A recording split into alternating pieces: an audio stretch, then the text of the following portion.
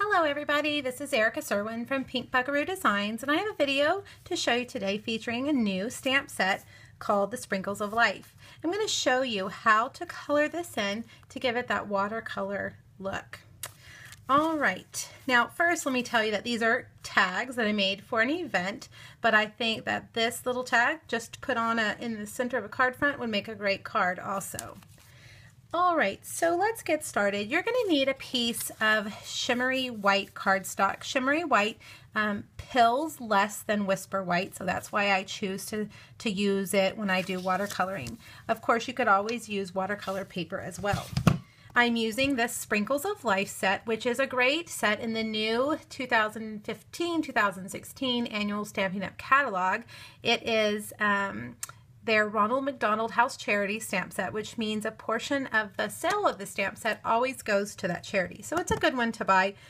Also, it's a good one to buy because there's so many options. Cupcake, ice cream cone, tree. I mean, this one is very versatile. So we're going to use this one right here, which could be a cloud also, but we're going to use it as a cupcake top. And I'm also going to use a new Watermelon Wonder ink.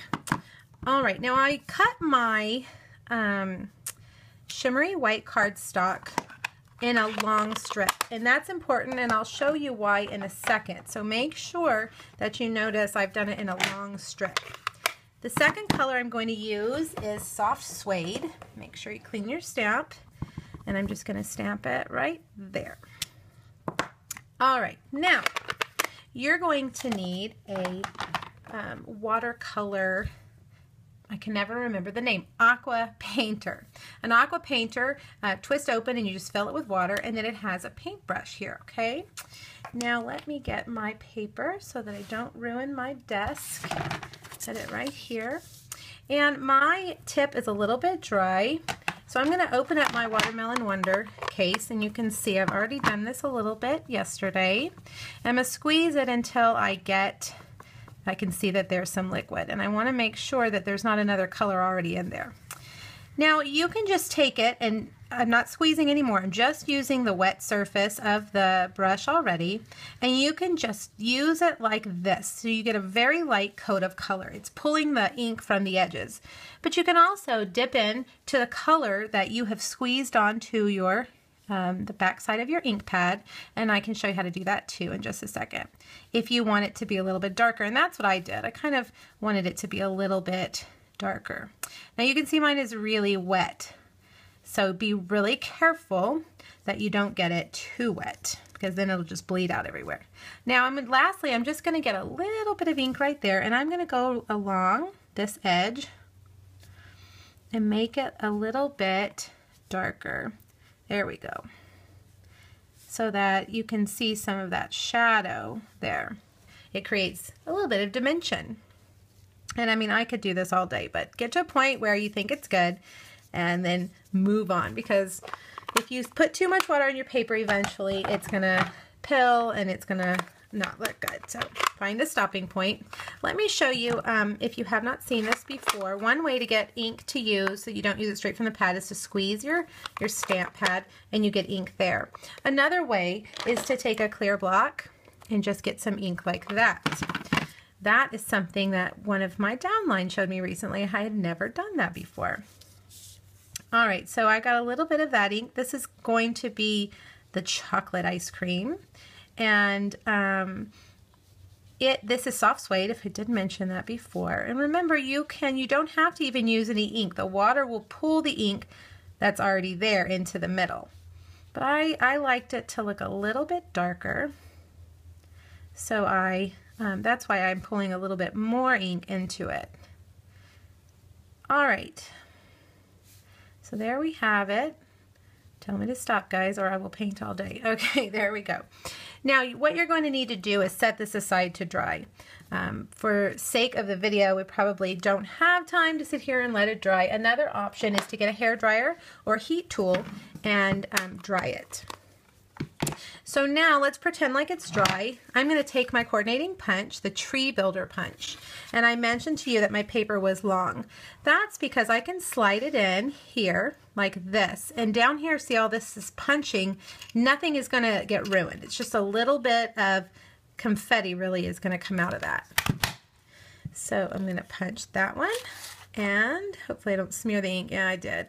Important to make sure you give it time to dry, okay? And it doesn't take too long. All right, there's my chocolate scoop and my strawberry scoop. I guess it's not ice cream. I keep calling it ice cream. It's actually cupcake icing. Now, to create the little glittery effect, to make it look a little sugary, I'm taking Dazzling Details, and I'm just going to do it along the bottom here. And this is going to take a while to dry. I would say give this at least 30 minutes to an hour, depending on how thick you make it. And you can do as little or as much as you'd like. The chocolate one is on the bottom, so I just put it on, along the bottom, that bottom edge.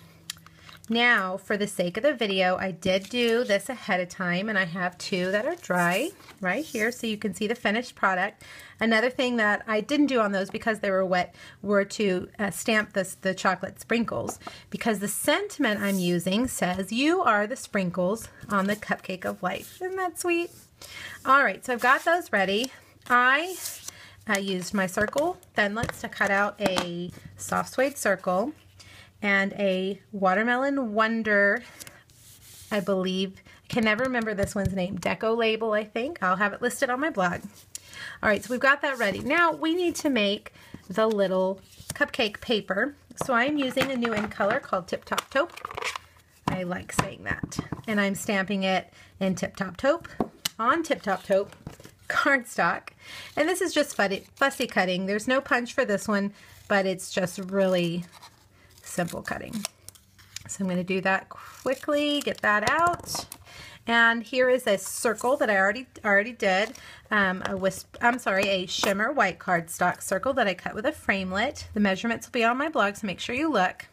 Now I'm going to put the chocolate first, and I have a dimensional. I'm going to put that one there. And then the strawberry icing right there. All right, a little bit more fast fuse right here. And we need, this is something I didn't do ahead of time, a linen thread bow. Linen thread is my favorite trim, I think. It just is easy and simple, and it's not bulky, and it goes with everything. If you follow my blog, you probably have already noticed how much I love that. All right, we're going to put a glue dot right here on that. Use our paper snips to get it off. And now I'm going to add another glue dot to this sentiment that I cut out with a framelit, a banner framelit. And I stamped it again in the Watermelon Wonder ink. And I'm done. Isn't that cute and fun? And it looks really fancy because it's watercolored. Let me know if you guys have any questions. Thanks so much. I appreciate it. Bye-bye.